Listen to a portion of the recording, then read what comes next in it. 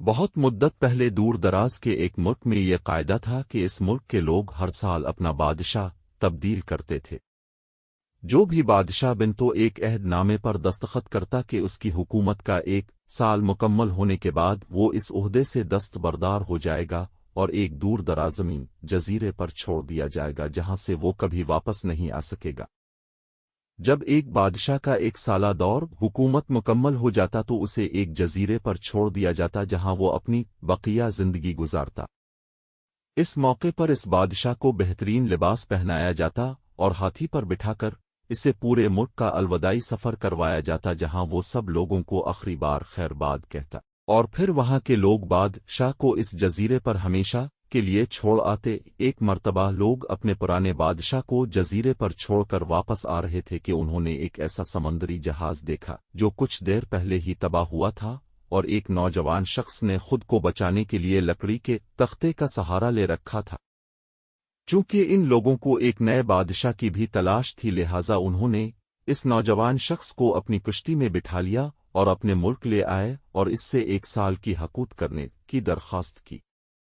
پہلے تو وہ نوجوان نہ مانا، لیکن پھر وہ 1 سال کے لیے بادشاہ بننے پر رضامند ہو گیا۔ وہاں کے لوگوں نے اسے بادشاہت کے تمام اصول اور طریقے سمجھا دیے اور یہ بھی بتایا کہ 1 سال کے بعد وہ اسے فلاں مخصوص جزیرے پر چھوڑ آئیں گے۔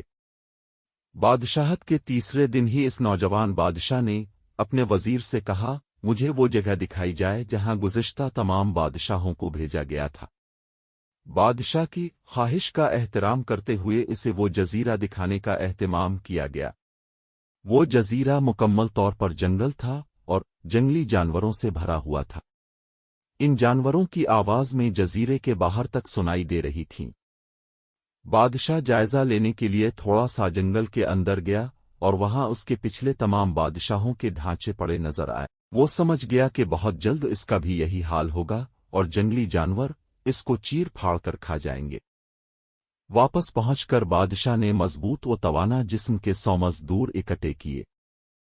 ان سب کو اس جزیرے پر لے گیا اور حکم دیا کہ جنگل کو 1 ماہ میں مکمل طور پر صاف کر دیا جائے، تمام خطرناک جانوروں کو مار دیا جائے اور سب فالتو درخت کاٹ دیے جائیں۔ وہ ہر ماہ جزیرے کا دورہ کرتا اور کام کی نگرانی بھی خود کرتا۔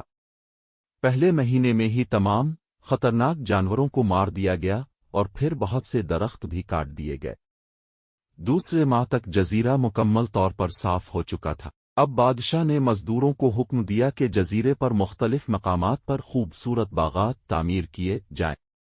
وہ اپنے ساتھ مختلف پالتو جانور مثلاً مرغیاں، گائے، بھینسیں، بطخیں اور بھیڑیں وغیرہ بھی جزیرے میں منتقل کرتا رہا۔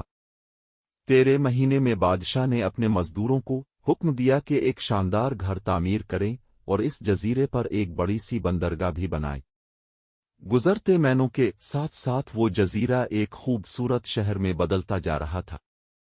وہ نوجوان بادشاہ بہت سادہ لباس زیب تن کرتا اور اپنی ذات پر بہت کم خرچ کرتا۔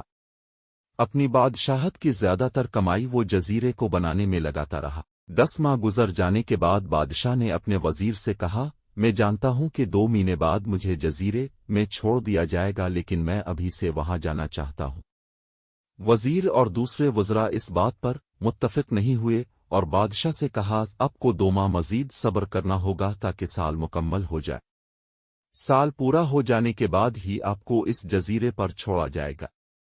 بالآخر 2 ماہ مکمل ہو گئے اور بادشاہت کا 1 سال ختم ہو گیا۔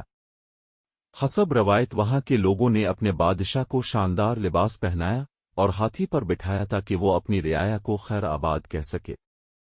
خلاف توقع یہ بادشاہ اپنی الوداعی تقریب پر بہت ہی خوش تھا۔ لوگوں نے اس سے پوچھا، اس موقع پر تمام گزشتہ بادشاہ تو رو رہے تھے لیکن اب ہنس رہے ہیں، اب کے اس قدر خوش ہونے کی کیا وجہ ہے؟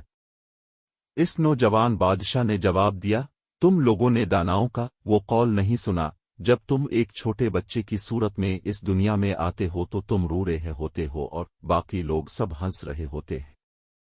ایسی زندگی جیو کہ جب تم مرو تو تم ہنس رہے ہو اور باقی دنیا رو رہی ہو۔ میں نے ایسی ہی زندگی گزاری ہے۔ میں نے اب اس جزیرے کو ایک ایسی خوبصورت قیام گاہ میں تبدیل کر دیا ہے جہاں اب میں اپنی باقی زندگی نئی چین اور آرام و سکون سے گزار سکوں گا۔